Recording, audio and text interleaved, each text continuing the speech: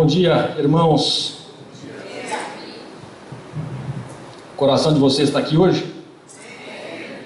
Muito bem, nós vamos falar de um tema super fácil, que é dinheiro. Tema bem da atualidade, coisas que não nos preocupam.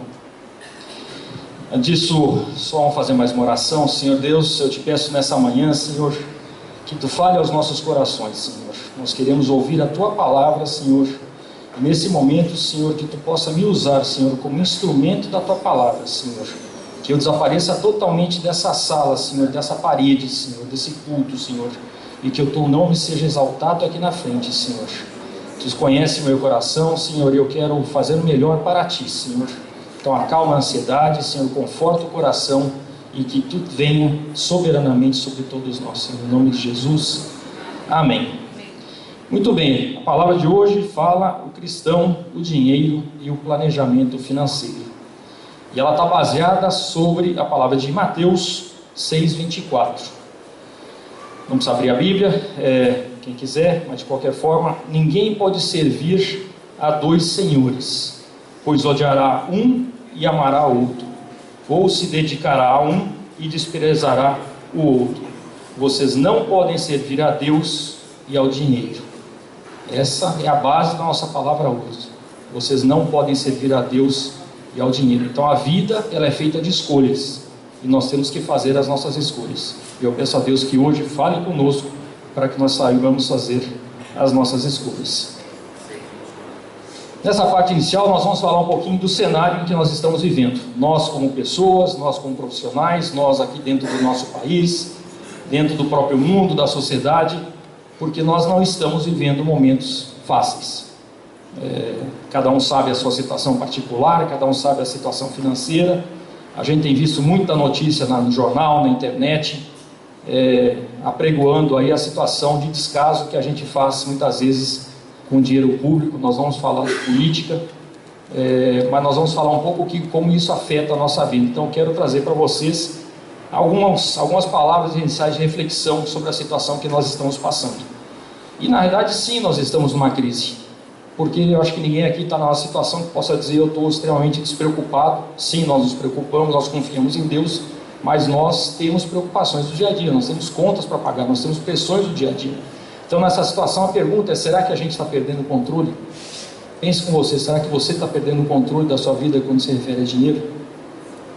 E é um tema difícil, nós vamos entender um pouquinho mais.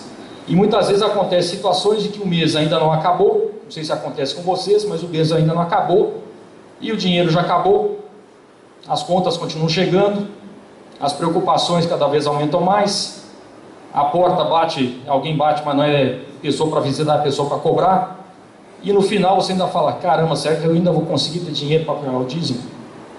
Algum de vocês se enquadra nesse tipo de situação? Só uma irmã aqui levantou a mão. Alguém mais? Tem uns 15 mais ou menos. Vamos ver. O bom é que nós estamos aqui hoje, e por isso que eu pedi se o coração de vocês está aqui, que é importante a gente entender, porque sim, tudo que a gente falar de dinheiro, a Bíblia fala muito sobre isso. Nós vamos estar explorando esse tema. Agora, nós também vivemos, aí vamos falar um pouquinho do Brasil, nós vivemos numa sociedade, nós vivemos num país em que sim, tem muito abuso financeiro, tem muita instituição que tem muita ganância financeira, e isso é ruim. É bom você fazer lucro, é bom você usar a característica que Deus te deu, mas a questão de você botar o dinheiro na frente de tudo volta para a palavra de Mateus 6, que fala que você não pode servir a dois senhores na sua vida. Então, na realidade, se a gente analisar, nós somos um país que tem taxas, tem impostos, tem situações de dificuldade, cada vez mais a gente vê os juros aumentando, ou seja, é raro a gente ver uma situação que a gente tem uma notícia positiva. Em vários países do mundo, à exceção do Brasil, a redução do preço do petróleo está fazendo com que o preço da gasolina caia. O que aconteceu no Brasil? Nada, está até aumentando. Como é que pode? É uma característica do nosso país, mas nós vivemos nesse país, então nós temos que seguir segundo a situação que nós vivemos no dia de hoje. Mas essa é uma situação que condiciona a nossa vida, e muita gente se aproveita dessa situação. Muita gente vende facilidade para trazer benefício próprio. As instituições financeiras, eu não estou atacando aqui a instituição financeira que chama banco, Mas eu estou dizendo sim que tem o excesso de ganância. As instituições vendem crédito fácil. Você quer um empréstimo? Facilmente você consegue. Você consegue saldar sua dívida de forma fácil? Não.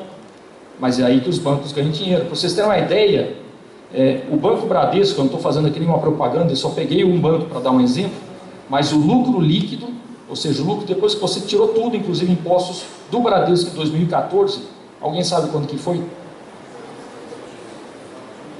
15 bilhões de reais.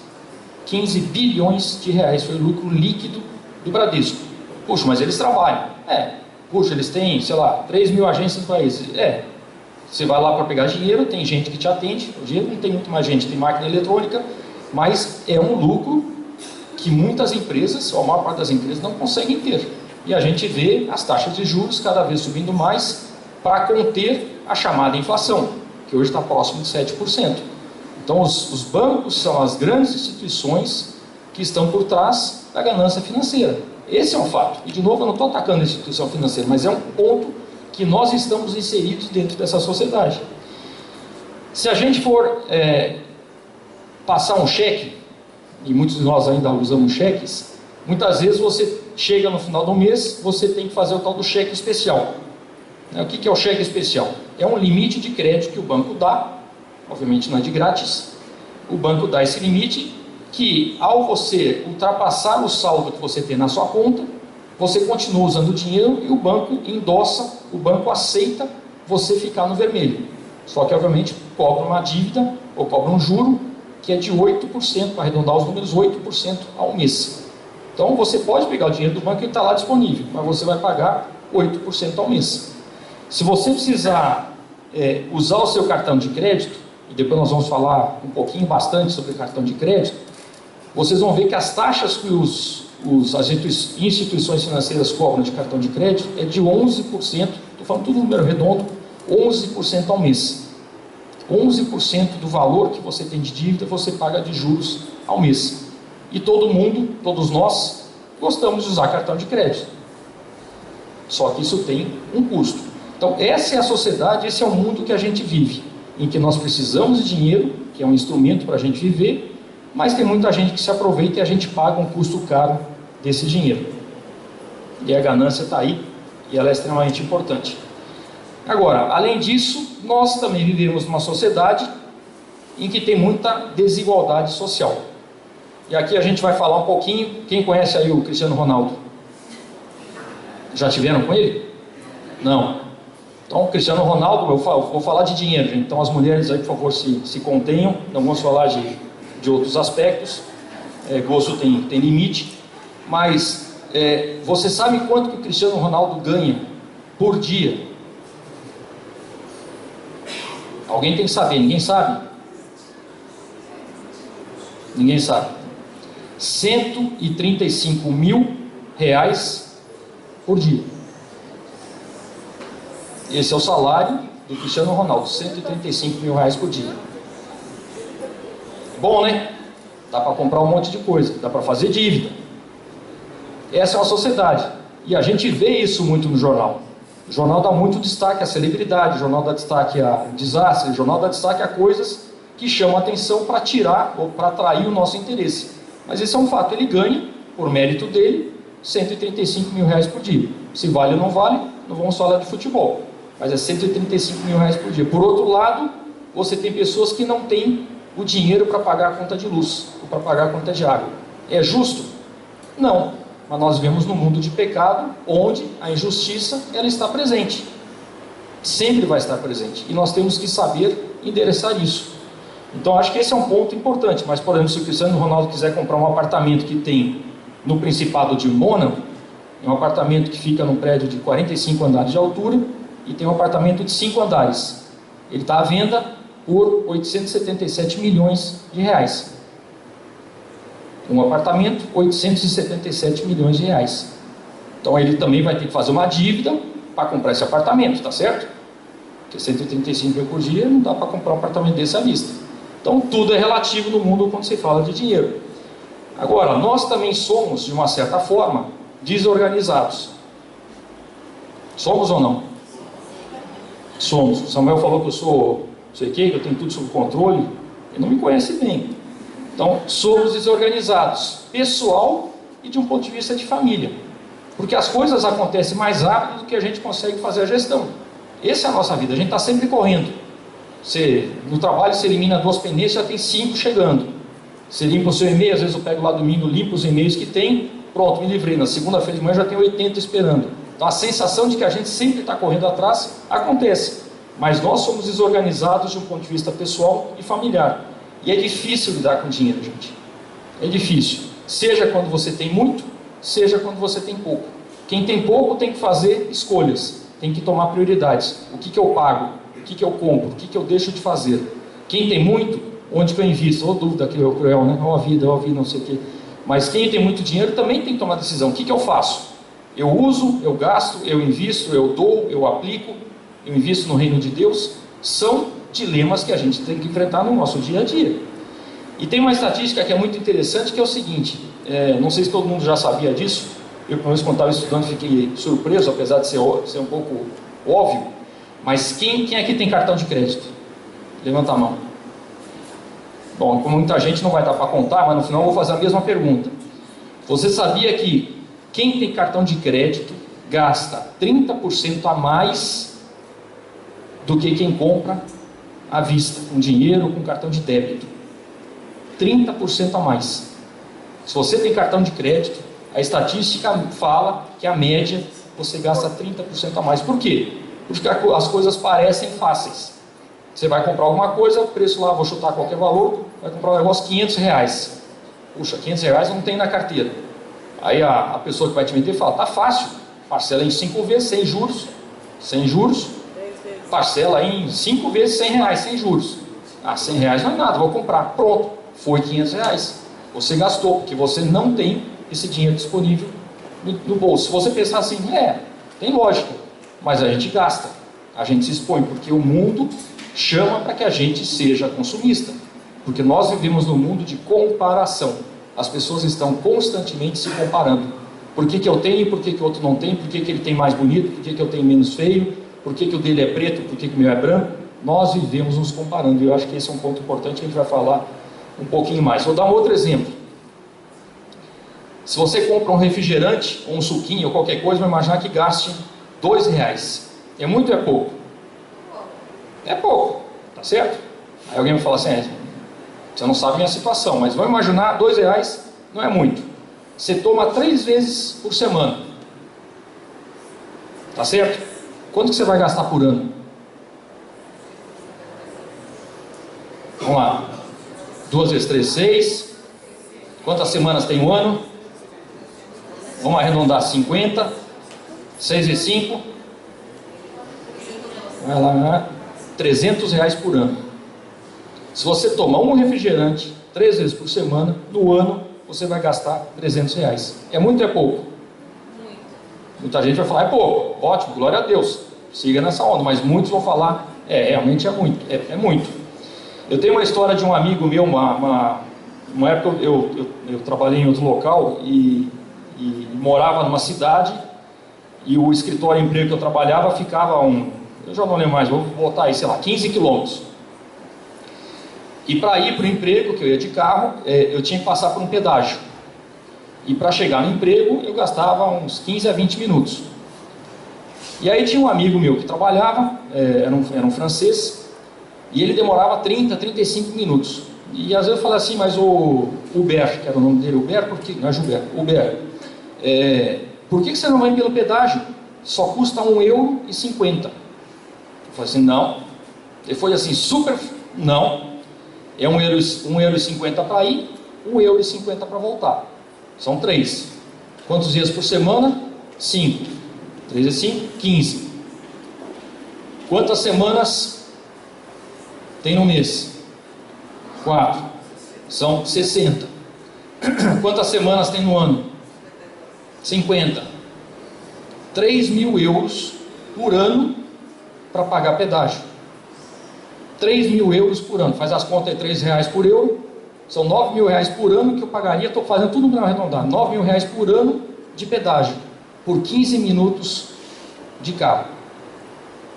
Será que não vale a pena eu acordar um pouquinho antes e pegar o carro e ir para o escritório sem pagar o pedágio? Está vendo? Esses raciocínios, eles são óbvios, mas a gente não faz. A gente pensa no curto prazo.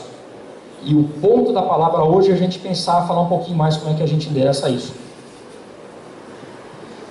Nós também praticamos muito a idolatria. Não sirva a dois deuses, a Deus ou ao dinheiro, que é Mateus 6,24. Mas o mundo, ou será que é Satanás, fala o seguinte: quanto mais você puder comprar, mais feliz você vai ser. Verdade ou mentira? O mundo fala isso. Dinheiro traz a felicidade? Ajuda, mas ele não assegura a felicidade, porque felicidade é o seu coração que decide. É Deus que coloca no seu coração você ser feliz. Eclesiastes 5,10 fala assim, ó: quem ama o dinheiro jamais terá o suficiente. Palavra de Deus, gente. Eclesiastes 5,10. Quem ama o dinheiro jamais terá o suficiente. Quem ama as riquezas jamais ficará satisfeito com seus rendimentos. Jamais. Quanto mais tem, mais você quer. Ganância. Isso também não faz sentido. Quando aumentam os bens, também aumentam os que os consomem. E que benefício trazem os bens a quem os possui, se não dar um pouco de alegria aos seus olhos? Que benefício trazem os bens a quem os possui, se não dar um pouco de alegria aos seus olhos? Ou seja, você nunca está satisfeito com o que você tem. E a palavra fala: jamais terá o suficiente, jamais ficará satisfeito com seus rendimentos. Eclesiastes 5, 10 a 11. E nós somos consumistas. A gente gosta de consumir. Tem um ator que é famoso aí, que chama Will Smith, que fala o seguinte: muitas pessoas gastam o dinheiro que não têm para comprar o que não precisam, para impressionar pessoas que não gostam. Vamos de novo? Muitas pessoas gastam o dinheiro que não têm, cartão de crédito, para comprar coisas que não precisam, para impressionar, dar inveja a pessoas que não gostam. É assim ou não é? É totalmente verdadeiro. Eu me encaixo bastante bem nisso. E nós somos feitos de uma sociedade em que sim, nós temos inveja, e que sim, nós temos comparação, mesmo que a gente saiba que são pecados, mas nós os comparamos. E isso começa mesmo quando nós somos crianças. Vamos observar as crianças.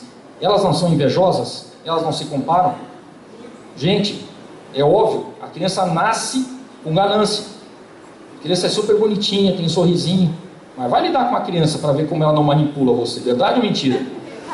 As crianças nos manipulam. Eles aprendem desde cedo que dando um sorrisinho você consegue o que você quer.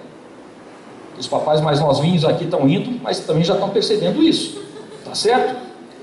Então, uma criança fala assim: ah, pai, né, meu amigo lá na escola tem uma camisa X, eu também quero. Então o que vale não é a camisa, o que vale é o X. E elas se comparam. A pior coisa para mim que aconteceu é as escolas quando aboliram o uniforme, porque quando você tem uniforme, todo mundo é igual. Quando você vai para uma escola que a escolha é livre, é a famosa liberdade do mundo, de novo, isso é feito para matar a sociedade, para matar os valores e os fundamentos cristãos. Quando você vai com a sua roupa, você vai se comparando. É um menininho que a mãe leva para a escola de carro, é um menino que tem um motorista que leva de carro, é um menino que vai numa van escolar, é um menino que chega com uma mochila não sei o que, com celular não sei o que. Tudo é comparação. Os homens se comparam também ou não? Sim, é o carro, é a moto. Qual que é o objeto de... As mulheres usam joias, né? Qual que é a joia que o homem usa? Alguém sabe? Relógio. Quantos homens têm coleção de relógio? Só para chegar lá e falar. E às vezes você vê que o relógio está até o contrário. O negócio importante é mostrar o relógio. A Rosela está falando aqui que o Eike Batista tiraram dele 12 relógios para ajudar a pagar a dívida que ele tem. E as mulheres se comparam ou não? Homens, fiquem quietinhos. As mulheres se comparam ou não? Sim. Então, nós, muito bem, obrigado. Então, as mulheres são feitas, os homens são feitos, as crianças são feitas de comparação. Você se compara. Isso é a sociedade que a gente está inserido. Tem Tiago 4,2, eu adoro essa passagem. Tiago 4,2 a 4. Vocês cobiçam coisas e não as têm. Matam e invejam, mas não conseguem obter o que desejam. Vocês vivem a lutar e a fazer guerras. Não têm porque não pedem. Quando pedem, não recebem, pois pedem por motivos errados, para gastar em seus prazeres. Adúlteros, vocês não sabem que a amizade com o mundo é inimizade com Deus? Quem quer ser amigo do mundo, faça inimigo de Deus. Tiago 4, 2 a 4. Samuel, acho que eu fui rápido na minha palavra, mas o recado que eu tinha era mais ou menos esse hoje. Não sei se vocês gostaram, animados. Hein? Amém? Muito. Vamos continuar então? Mais um pouquinho? Vamos lá. O mês não terminou, falta dinheiro, a conta está chegando, a dívida está aumentando, você não tem dinheiro para pagar. Quem ainda se encaixa nessas afirmações depois do que eu falei no início? Já baixou para 3. Tem mais gente ou não? O ponto positivo é o seguinte: tem uma boa notícia. Você não está sozinho. Então olhe para o seu irmão do lado e fale assim: você não é o único a estar passando por isso.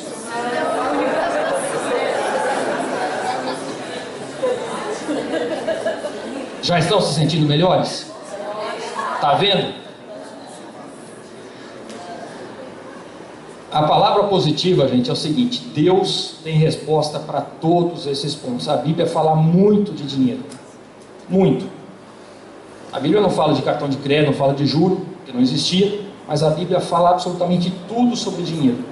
E o que a gente vai estar ouvindo a partir de agora são as atitudes e as ações que nós temos que tomar para que a gente enfrente essa situação. E é totalmente possível. Se você tiver um pouquinho mais de paciência, a gente vai aprender a falar sobre isso. Inclusive a palavra fala sobre dinheiro tanto no Velho como no Novo Testamento. Mas tudo que a gente vai falar aqui vem de Deus. A gente vai dar citações, a gente vai dar os versículos, porque a Bíblia tem resposta para absolutamente todos os problemas da sociedade atual.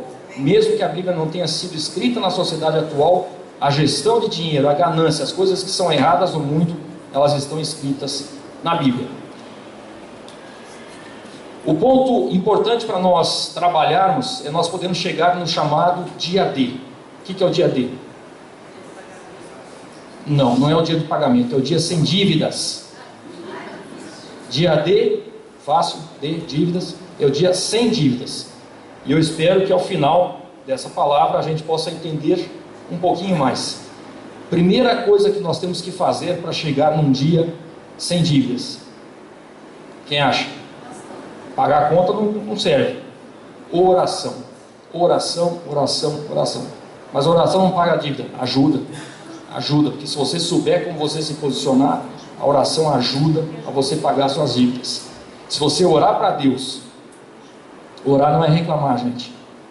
Muitas vezes nós colocamos uma oração, sim, a gente tem que fazer súplica, sim, a gente tem que se quebrantar, sim, tem que falar o seguinte: olha, Senhor, eu não tenho como pagar a conta no final desse mês. Então tem que falar com Deus. Mas não é falar: Senhor, manda dinheiro, Senhor, me ajuda a administrar os bens que são teus, me ajuda a fazer as coisas que são certas no teu coração.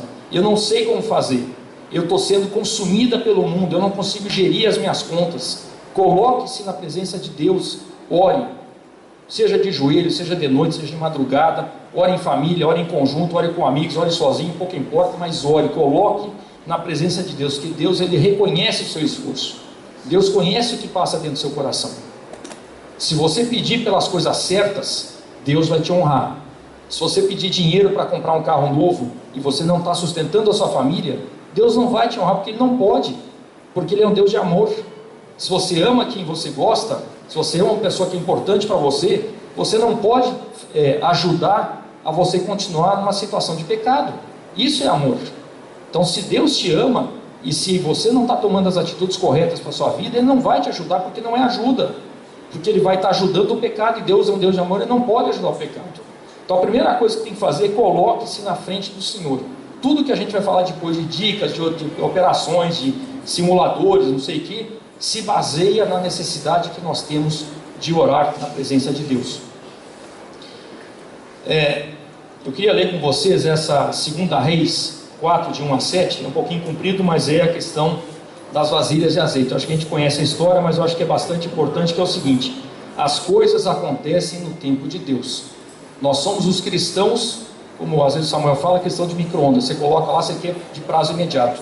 Nós queremos tudo para ontem, mas com Deus não é assim. Deus tem que trabalhar o nosso coração primeiro, tá certo? Se a gente não aprender a trabalhar da maneira correta, Deus primeiro vai nos moldar, porque se um Deus que nós cremos, Ele nos ama, Ele vai nos doutrinar, Ele vai colocar na maneira certa da gente atuar. Então, 2 Reis 4, de 1 a 7, eu vou ler para vocês. Certo dia, a mulher de um dos discípulos dos profetas foi falar a Eliseu: teu servo, meu marido, morreu, e tu sabes que ele temia o Senhor. Mas agora veio um credor que está querendo levar meus 2 filhos como escravos. Eliseu perguntou-lhe: como posso ajudá-la? Diga-me, o que você tem em casa? E ela respondeu: tua serva não tem nada além de uma vasilha de azeite. Então disse Eliseu: vá pedir emprestadas vasilhas a todos os vizinhos, mas peça muitas. Fé, peça muitas. Depois entre em casa com seus filhos e feche a porta. Derrame aquele azeite em cada vasilha e vá separando as que você for enchendo. Depois disso ela foi embora, fechou-se em casa com seus filhos e começou a encher as vasilhas que eles lhe traziam. Quando todas as vasilhas estavam cheias, ela disse a um dos filhos: traga-me mais uma. Mas ele respondeu: já acabaram. Então o azeite parou de correr. Ela foi e contou tudo ao homem de Deus, Eliseu, que lhe disse: vá, venda o azeite e pague suas dívidas, e você e seus filhos ainda poderão viver do que sobrar. Glória a Deus. Olha que maravilha, isso é um milagre. Mas o milagre veio através do quê? Da quantidade de coisa que ela tinha em casa? Não, ela tinha um resto de azeite, mas Deus multiplicou. Por quê? Fé, porque ela estava desesperada. Ela colocou na presença de Deus, dizendo: Deus, eu não consigo, eu sou viúva, tenho 2 filhos, e agora estão querendo levar meus 2 filhos como escravos. E se coloque na situação lá atrás, uma mulher viúva, sem ter marido para sustentar, gente, acabou. Teria que viver de miséria, teria que viver do bom agrado das outras pessoas. Ela colocou na presença de Deus e Deus fez milagre. Ah, mas naquele momento tinha profeta. Hoje nós estamos cheios de profetas. Basta você ter fé. Você não precisa ter um intermediário com Deus, é você e Deus. Não vá por intermediário, não vá por agiota, não vá por associação ou por instituição de crédito. Vá você e Deus, ore, coloque-se na presença de Deus. Então oração é muito importante. Agora, nós temos que fazer a nossa parte. Deus não pode fazer a nossa parte. Deus faz a parte dele, nós temos que fazer a nossa. Então a segunda coisa que nós temos que fazer, irmãos, é sermos organizados. Ah, não consigo. Consegue. Seja organizado. O Zé está rindo aqui. É organizado nas finanças, não precisa ser organizado na bagunça de casa. Seja organizado. Como é que você se organiza com dinheiro? Quem sabe? Primeira coisa para se organizar com o dinheiro: faça um orçamento familiar. Gente, isso é o básico. Você tem que fazer um orçamento familiar. O que é um orçamento familiar? Alguém sabe? Quem não sabe o que é um orçamento familiar? Está vendo? Todo mundo sabe. E ainda assim a gente entra em dívida. Então, orçamento familiar, gente, o que nós temos que fazer? Você tem que botar numa folha, numa planilha. Eu não tenho computador, não tem problema, faz uma folha de papel. Eu não sei escrever, alguém te ajuda. Você coloca todas as dívidas que você tem. Então o que você tem que pagar de conta? Tem algumas que a gente lembra: conta de luz, conta de gás, conta de água, condomínio, internet, escola. A conta, tá vendo? A lista vai grande. Gás. Tem várias contas. Agora, muitas vezes a gente não lembra de colocar no orçamento as contas que elas não acontecem todo mês. Verdade ou mentira? Quem lembra no orçamento que todo mês de janeiro tem que pagar IPVA para quem tem carro, Quem lembra que todo ano, no mês de fevereiro, tem que pagar IPTU, que é bem baratinho, aumentou 10% esse ano. Quem lembra que todo ano, no final do ano, você tem que fazer o que na escola? A matrícula dos seus filhos. Em janeiro você tem que fazer o quê? Comprar aquele materialzinho escolar que todo ano muda, porque também é uma ganância, porque tem lá a editora do livro, que agora não é mais a versão A, é a versão B. Então a versão A, que é exatamente a mesma, não serve mais, você tem que ir para a versão B. E lá vai dinheiro, e você joga o livro fora. Então, gente, tudo isso são gastos que a gente tem, que se você não colocar no papel, o que você vai lembrar? A conta de água, a conta de luz, ou você não lembra das outras coisas. Quantos de nós se dão conta de que no mês de dezembro, você tem que usar o seu 13º para guardar, gente, não é para gastar. É bom você comprar presente de Natal, mas a gente tem que pagar as nossas contas, a gente tem que primeiro pagar as nossas dívidas. Se sobrar, você compra presente de Natal. Ah, mas é injusto. A gente vive num mundo injusto. Então nós sabemos que o 13º, você tem que usar todo ou parte dele, se você conseguir, para ajudar a você sair das suas dívidas e planejar o desembolso financeiro que você vai ter. Porque janeiro, fevereiro ou dezembro são meses que tem mais gasto. E sim, nós somos humanos, sim, a gente gosta de sair de férias. Sim, a gente quer passar na casa dos amigos. Sim, a gente gostaria de ir para a praia. Sim, a gente gostaria de ir para Fernando de Noronha, não tem dinheiro. Pouco importa, mas a questão é, você tem que usar o seu 13º para pagar as suas dívidas. Do outro lado da coluna, a planilha, você coloca quanto que você recebe, seu salário, as horas extras que você recebe, se você é um profissional liberal, quanto que te pagam de média. Agora a média, gente, média é média. Se você é um profissional liberal que tem mês que você recebe 500, no outro mês você recebe 5 mil, que média que você vai colocar? É 2.500 ou você vai colocar 5 mil? Tem muita gente que fala, não, glória a Deus, no mês eu recebi 5 mil, então vou passar a gastar o equivalente a 5 mil. No outro mês você recebe 500, pronto. Se danou, se lascou. Então, gente, a gente tem que ser responsável na hora de fazer o planejamento financeiro. Porque a gente é rápido para organizar, mas a gente é rápido para gastar. E a gente pensa sempre no curto prazo. Por isso que a gente usa cartão de crédito. Porque a gente só pensa na facilidade. Eu quero, eu posso, eu meto os pés, eu gasto. E depois, glória a Deus, vai me ajudar. Deus proverá. Muita gente fala, Deus proverá. E eu sendo irresponsável. Outra coisa importante, faça uma lista de tudo que você tem. Esposa, gato, cachorro, não. Bens. Liste os bens que você tem. Casa, carro, telefone. Telefone hoje não vale mais nada, mas casa, carro. Né? Quem lembra aqui que é na época que tinha que fazer declaração de imposto de renda, que tinha que declarar o telefone? Alguém aqui? E valia dinheiro, gente. Tinha que botar na declaração de imposto de renda. Eu também sou velhinho, viu? Tinha que botar na declaração de imposto de renda que você tinha uma linha telefônica. Não lembro. E tinha várias.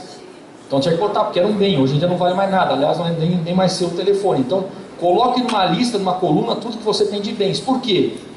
Porque se você tiver que priorizar a gestão do seu dinheiro, talvez você tenha que se desapegar. E talvez você tenha que vender alguma coisa. E talvez você tenha que falar o seguinte, do que eu tenho, o que eu posso vender que me faz menos falta, como necessidade. Não como apegação, de eu falar assim, não, isso aqui eu comprei, mas esse vai minha esposa, mas esse não vai. Não, às vezes você vai ter que se desapegar, você vai ter que ser honesto, você reconhecer de que você está em dívida. Ou seja, a gente tem que fazer um resumo das dívidas para ajudar a gente a fazer a gestão dos pagamentos que nós temos. E se você está numa situação de que você tem dívida, por N razão, a gente não vai discutir aqui, obviamente, é porque você entrou em dívida. Você sabe, ou eu sei como é que a gente entrou numa dívida. Mas se você tiver numa dívida, você tem que pagar. Amém? Tá certo? Nós temos que pagar as nossas dívidas. E aí, se você tem várias dívidas, qual que você vai pagar primeiro? Essa é uma decisão que é super importante. Que dívida que eu pago primeiro? Eu tenho 5 dívidas. E aí, o que eu faço? É a primeira que está chegando no mês? É a que eu pago? Não. Você tem 2 maneiras de você pagar suas dívidas se você tiver. A primeira, a dívida mais baixa. Mais baixa, mas por quê? Porque dá uma sensação de que você está se livrando da dívida. Isso ajuda. Se você tem 5 dívidas, uma delas é de R$20, pague, que você passou para 4 dívidas. Puxa, mas 20 não representa nada. Pois é, mas agora você tem 4, você não tem mais 5. Então a primeira coisa é pague as suas dívidas que têm os menores valores. E a segunda, pague as dívidas que têm o juro mais alto. Porque essa que você está dando o seu dinheiro, que é seu, na verdade é de Deus, mas você está dando o seu dinheiro para alguém que está se aproveitando de você. Então pague a dívida que tem o juro mais alto. Puxa, mas ela é mais alta. É essa que você vai ter que correr atrás dela. Só que muitas vezes ele fala assim, não, eu tenho essa aqui de 3 eu vou pagar uma vez para me livrar desse negócio. Mas você está tomando a atitude errada, está vendo? Então muitas vezes a gente tem na nossa mão ferramentas, existe aí, gente, se vocês quiserem, depois a gente pode passar para vocês. Tem site da internet, tem calculadora que é eletrônica, tem calculadora não sei o que, tem absolutamente tudo que nos ajude. Mas a calculadora eletrônica, o programa, o site, não vai substituir o seu desejo, a sua maneira de fazer as coisas. Isso é uma iniciativa que tem que ser nossa. E aqui o que a gente está falando é, faça um orçamento familiar. Não é difícil de fazer. E, inclusive tem sites que já dão aí assim, 80% das coisas que são normais, já está tudo pré-preenchido. Você só tem que colocar o valor, e o resto aí é coisa específica sua que você tem, que você pode padronizar para vocês. Obviamente você pode ter irmãos que podem ajudar. Eu posso ajudar e posso, se precisar, faço em 12 vezes, sem juros.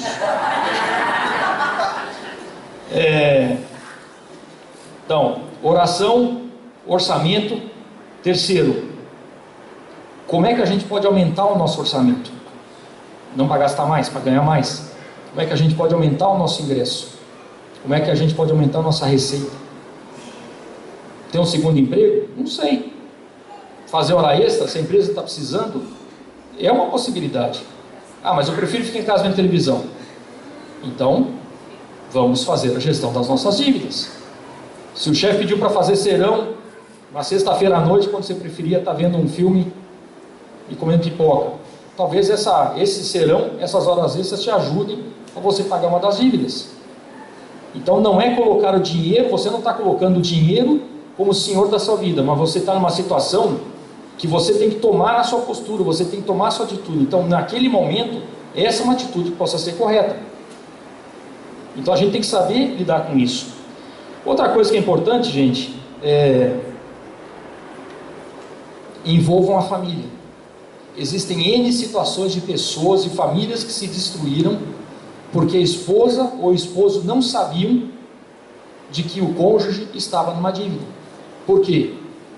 Por frustração, por orgulho, por não querer decepcionar a esposa ou o esposo.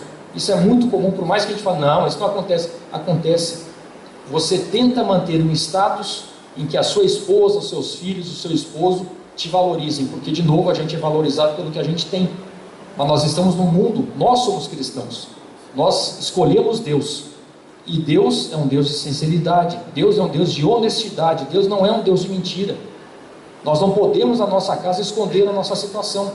Se você está tentando viver num mundo que não é o mundo real, você está sendo desonesto com você e você está sendo desonesto com Deus. Então, se você está com problema, converse com a sua esposa, com o seu esposo. Se vocês estão com problemas de dívidas, coloquem seus filhos, preservando o aspecto infantil das crianças. Não vai ficar falando, vai ter um cheque especial, não é isso, mas coloque o seguinte: olha, o papai e a mamãe estão com problema esse mês, a gente não vai poder fazer aquele que a gente tinha combinado. Você pediu uma festinha de aniversário, esse ano vamos tentar ver se a gente faz em casa. Em vez de você convidar lá os 152 amigos que queria, vamos fazer com 5. Esse é o conceito. Envolva a família, porque se você está em dívida, é um problema da família. Não pode esconder. E outro, gente, se você tiver uma fonte adicional de dinheiro, se você tiver uma receita adicional, use para pagar as contas, certo? Não vai usar isso para gastar mais. Temos que ter domínio próprio. Outra coisa que é super importante com cartão de crédito. Gente, se você precisou usar o cartão de crédito, no final do mês, pague o total da fatura. Então, quem usa cartão de crédito gasta 30% a mais do que quem não usa. Se no final do mês você não conseguiu pagar a fatura inteira, significa que você vai estar rolando sua dívida. Então vai passar para o próximo, vai passar para o próximo. Então, se você não conseguir pagar 100% da fatura no final do mês, porque você pode ter comprado uma coisa em 5 meses, tá certo? Só para a gente organizar. Você pode ter comprado uma coisa em 5 meses, cada mês vai vir 1/5 da sua conta. Mas se naquele mês o quinto que veio e você não conseguiu pagar, já passou para o próximo. Então significa que você não está sabendo administrar a sua conta, ou a nossa conta. Então, ou corta o cartão de crédito, joga fora, destrói ele, mas não mantém isso, porque você está ficando numa situação cada vez pior. Então, se você precisar usar o cartão de crédito no final do mês, pague a fatura de forma integral. Mateus 5,37 fala: seja o seu sim, sim, o seu não, não. O que passar disso vem do maligno. Hebreus 13,5: conservem-se livres do amor ao dinheiro e contentem-se com o que vocês têm. Para que mais? Porque Deus mesmo disse: não o deixarei, nunca o abandonarei. Obviamente, quanto mais a gente assiste televisão, mais gasta, porque a publicidade nos induz ao gasto. Quanto mais a gente for à loja, mais a gente vai gastar. E só uma informação para vocês, a gente está falando aqui bastante de gasto, mas você sabia que se você pegar R$100 por mês, mas eu não tenho, vamos imaginar que você tivesse, se você pegar R$100 por mês e você colocar numa conta poupança, em 10 anos, puxa, mas eu não posso esperar 10 anos, mas pense, nós somos jovens ainda, em 10 anos, você colocar R$100 por mês, ao final do 10º ano você vai ter próximo de R$18 mil na sua conta. R$100 por mês. Existem livros que falam como ganhar o seu primeiro R$1 milhão, só fazendo poupança. É fácil? Não, mas para isso precisa o quê? Planejamento, organização. R$100 por mês, em 10 anos, você tem R$18 mil na sua conta. E se ainda assim não der, tome atitude radical. Vamos divorciar? Não, gente, essa atitude radical não pode. Você tem que mudar o seu padrão de vida. Você pode mudar para uma casa menor. Para que ter uma casa, seus filhos já não moram mais com você? Para que manter uma casa com 5 quartos? É gasto, é luz, é água, é IPTU, tudo é mais caro. Mas acima de tudo, gente, não desista. Nós não podemos desistir, porque se nós contraímos uma dívida, se nós somos os gestores do orçamento que Deus nos deu, a responsabilidade é nossa. A gente não pode ser, quem falou aí, ser o cristão avestruz, né, que enfia a cabeça dentro da terra. Nós não podemos ser cristãos avestruz. A gente tem que encarar o que está na nossa mão.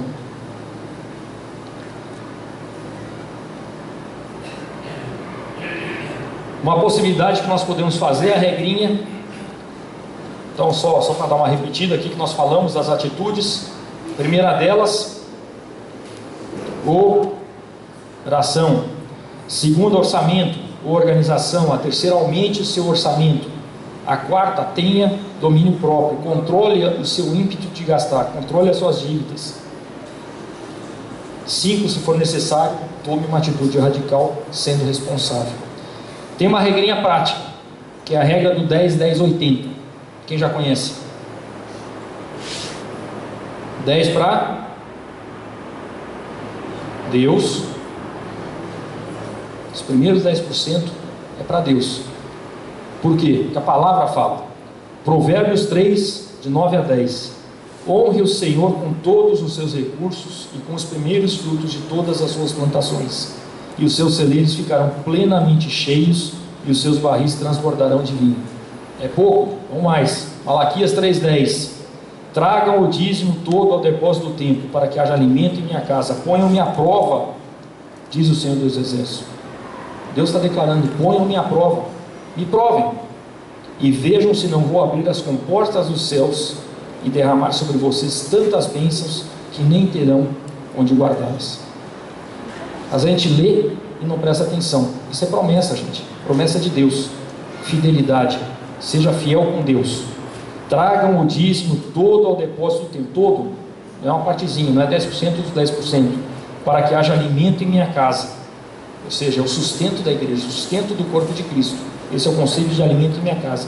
Ponham-me à prova, diz o Senhor dos Exércitos, e vejam se não vou abrir as comportas dos céus e derramar sobre vocês tantas bênçãos que nem terão onde guardá-las. Esses são os primeiros 10%. O segundo 10%, use, poupe, gaste. Tem até algumas regrinhas que falam o seguinte: você usa 10% para economizar e mais 10% para você gastar em outras coisas que não são os outros 70%, 80%, que é pagar suas contas. Mas vamos simplificar, para ficar só com 3% para a gente lembrar: 10% para Deus, 10% para você gastar em coisas que não fazem parte do seu orçamento, ou para você poupar. O ideal seria você poupar esses 10% para tempos que possam ser difíceis, e os outros 80% é para pagar a sua dívida. Nós temos que nos adequar a gastar 80% do nosso rendimento, do nosso orçamento. Fazendo assim, gente, nós não entraremos em dívida. Amém? Nós não entraremos em dívida.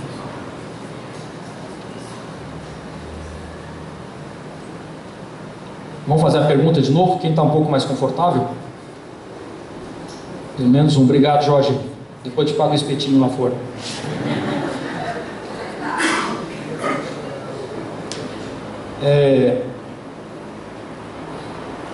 Eu queria deixar uma palavra com vocês, Lucas 12, para depois a gente fazer o apelo final. A gente já está terminando, gente.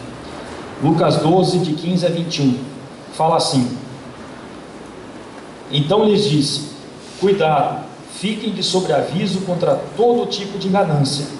A vida de um homem não consiste na quantidade dos seus bens.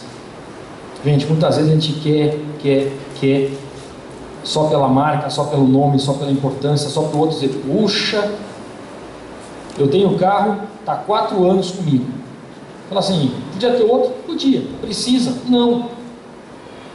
A gente vai ao monte com ele, a gente vai no quilômetro 48 com ele, bota 7 pessoas dentro. O que mais eu preciso? Eu não estou dizendo aqui, eu estou falando isso para dizer, não, puxa, não, é para a gente dizer que muitas vezes a gente toma decisões, porque o padrão do mundo não é ter um carro de 4 anos, o padrão do mundo é, se você puder todo ano legal, o pior, você está piorzinho se você trocar a cada 2 anos. Para que isso?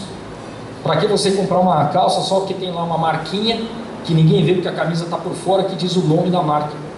Se você quer uma calça, mas as minhas amigas, meus amigos têm. De novo, gente, isso você está servindo ao dinheiro, e a Bíblia fala que a gente não pode servir ao dinheiro e a Deus ao mesmo tempo. Escolha. Mas então quer dizer que eu tenho que ficar toda feia, toda ruim? Não. Você pode sorrir, porque o sorriso, gente, é a maior beleza que uma pessoa pode ter. A maior beleza, não é a roupa que você está usando, é o sorriso que você tem, que vem de dentro. É um sorriso de amor, de afeição. Jesus andava com roupa porque segurão não tinha marca. Mas por que ele tinha áurea? Primeiro, porque ele era Deus, mas segundo, que ele tinha empatia com as pessoas, ele se colocava na situação das pessoas. E é assim que a gente tem que ser. Então, de novo, então ele diz, cuidado, fiquem de sobreaviso, Lucas 12, fiquem de sobreaviso contra todo tipo de ganância. A vida de um homem não consiste na quantidade dos seus bens. Então lhes contou essa parábola. A terra de certo homem rico produziu muito. Ele pensou consigo mesmo, o que vou fazer? Não tenho onde armazenar minha colheita. Então disse, já sei o que vou fazer. Vou derrubar os meus celeiros e construir outros maiores, e ali guardarei toda a minha safra e todos os meus bens. E direi a mim mesmo, você tem grande quantidade de bens. Esse é bom mesmo, hein? Você tem grande quantidade de bens armazenados para muitos anos. Descanse, coma, beba e alegre-se. Contudo Deus lhe disse, insensato, essa mesma noite a sua vida lhe será exigida. Então quem ficará com o que você preparou? Assim acontece com quem guarda para si riquezas, mas não é rico para com Deus. Essa é outra parte da pregação que eu só queria deixar a mensagem para vocês. A gente falou aqui de dívida, porque hoje é mais fácil você contrair dívida do que você ter prosperidade. Mas se você tiver, irmão, invista no reino de Deus. Invista em você, invista no seu crescimento, invista nas pessoas que precisam. Não se contente com dar somente o seu dízimo. E eu não estou pedindo dinheiro aqui para a igreja, irmãos. Não é disso que eu estou falando. Invista mais na obra de Deus. Invista em você. Vá fazer curso. Compre livro. Compre DVD. Já assistiu o DVD? Guarda em casa? Não, traz para a igreja. Se Deus lhe deu a prosperidade, é porque Deus tem um propósito na sua vida. Então honre a Deus com as suas atitudes, com os seus gestos, com o seu tempo. Se você não tem dinheiro, tem tempo. Porque sim, a gente tem tempo. Todos nós, sem exceção, nós temos 24 horas por dia disponíveis. Todos nós. Agora, o que a gente faz com as 24 horas? Aí é nossa decisão, é nossa escolha. Então invista no reino de Deus. E eu não estou dando nenhuma lição de moral a ninguém aqui. Isso vale para mim. Tudo que eu falei vale para mim. Mas se Deus te deu prosperidade, e em nome de Jesus vai te dar prosperidade, invista no reino de Deus. Porque Deus tem promessa para a sua vida. Amém? Vamos nos colocar de pé?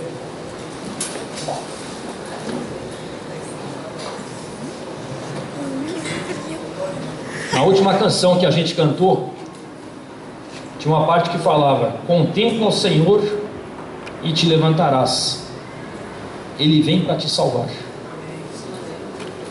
Se coloque na presença de Deus Feche os seus olhos. Converse com Ele das dificuldades que tem passado na sua vida, da dificuldade que você tem na gestão do dinheiro, das coisas que você gostaria de ter, mas que você não pode, ou nas coisas que os seus amigos, que talvez nem sejam tão amigos assim, têm, que você também gostaria de ter, naquelas situações em que você gostaria de mostrar que você pode, que você gostaria de ser mais próspero.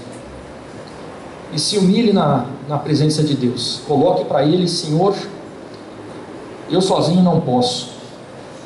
Senhor, eu gostaria de te honrar mais. Eu gostaria de tomar atitudes diferentes. Eu gostaria de ser menos consumista. Eu gostaria de ter os meus desejos refreados. Eu gostaria que meu coração, ele fosse mais um coração de carne do que um coração de pedra. Que eu pudesse ter um olhar diferente, Senhor, para as coisas que Tu tem me dado, Senhor. E eu tenho hoje, Senhor, tanta coisa que eu poderia e deveria agradecer, mas muitas vezes, Senhor, eu confesso que eu me descontento, eu fico chateado, frustrado pelas coisas que eu não tenho, Senhor, quando na verdade nada disso me é necessário, Senhor, porque a Tua palavra diz, Senhor, que Tu proverás. Então nós sabemos, Senhor, de que nós estamos num cenário difícil, Senhor, de que a impressão é que dá que o dinheiro parece ter um controle sobre a minha vida. Por mais que eu tente pensar em Ti, por mais que eu tente fazer as coisas, eu penso na conta, eu penso na dívida, eu penso naquele objeto que eu gostaria de ter, não consigo. Eu reconheço de que eu exerço idolatria, de que eu poderia ser mais organizado, de que eu poderia ser menos consumista, que eu poderia ter menos inveja, Senhor. Mas eu me pergunto nesse momento, Senhor, fala para mim, onde está meu tesouro, Senhor? Se está nas coisas que vêm de Ti, ou se está nas coisas que vêm do mundo, e fala comigo, Senhor, conforta o meu coração, Senhor. Eu entendo, Senhor, de que eu não estou sozinho, Senhor, Tu nunca me desamparou, nunca vai me desamparar, Senhor. Eu sei que eu posso ter controle sobre essa situação, Senhor, que nós vimos hoje na pregação, desde que seja sob a Tua direção, Senhor. Eu não administro a minha vida, Senhor, me coloco, Senhor, na Tua presença, e eu declaro de que Tu eres soberano sobre a minha vida, Senhor. Tu eres o Senhor e Salvador da minha vida, Senhor. Eu entendi, Senhor, de que eu tenho que fazer um orçamento familiar, e que se eu não souber, Senhor, de que eu também tenho e posso que procurar ajuda, Senhor, e se mesmo assim essa ajuda for difícil de entender, que eu faça um apelo, Senhor, mas que eu não tente resolver as coisas de maneira sozinha, Senhor. Eu declaro, Senhor, de que eu entendi que eu preciso ter domínio próprio, Senhor, eu não posso agir por impulso, Senhor. E eu entendo também, Senhor, de que eu jamais devo desanimar, Senhor, porque se eu tiver, Senhor, foco em Ti, eu não vou ser insensato nas minhas decisões, Senhor. Então nesse momento, Senhor, ao encerrar essa pregação, Senhor, eu Te peço que Tu fale aos nossos corações, Senhor, que Tu possa fazer o nosso coração, Senhor, ter uma chama que arda somente a Tua palavra, Senhor, que a nossa vida, Senhor, ela ouça somente o que vem de Ti, Senhor, de que todas as coisas que acontecem na minha vida, como Samuel falou, Senhor, sim, elas são espirituais, Senhor. Eu não consigo, eu nem devo separar a minha vida profissional da minha vida pessoal, Senhor. Eu não posso separar, Senhor, as minhas dívidas, Senhor, da minha família, Senhor. Tudo pertence a Ti, Senhor. Então nesse momento eu Te peço, Senhor, amolece os nossos corações, Senhor, transforma-os em verdadeiros corações de sangue, Senhor, que eles possam pulsar com a Tua palavra viva em nossos corações, que nós saímos daqui, Senhor, sabendo que sim, as coisas são difíceis, mas que na Tua palavra, Senhor, eu encontro conforto, eu encontro solução e eu encontro a salvação, Senhor. E eu Te peço, Senhor, traz-nos nessa manhã, Senhor, uma porção redobrada de humildade, Senhor, humildade para reconhecer de que eu não sou o Senhor da minha vida, de que Tu eres, Senhor, sobre a minha vida, e eu reconheço, Senhor, de que eu não preciso ter tudo o que o mundo diz que eu tenha que ter, Senhor, porque, Senhor, Tu me escolheste, Senhor, e é uma relação pessoal minha contigo, Senhor. Nós Te agradecemos por a Tua palavra, Senhor, nós Te agradecemos por ter falado ao nosso coração, Senhor, e nós Te pedimos, Senhor, traz-nos a Tua palavra, Senhor, traz, Senhor, a salvação e a solução para os problemas que têm nos preocupado, Senhor, porque a Tua palavra diz que nós não podemos acrescentar um dia sequer, uma hora sequer, a nossa vida nos preocupando com o dia de amanhã, mas que nós temos que fazer a nossa parte, Senhor. Eu Te agradeço, louvo o Teu nome, Senhor, em nome de Jesus. Amém.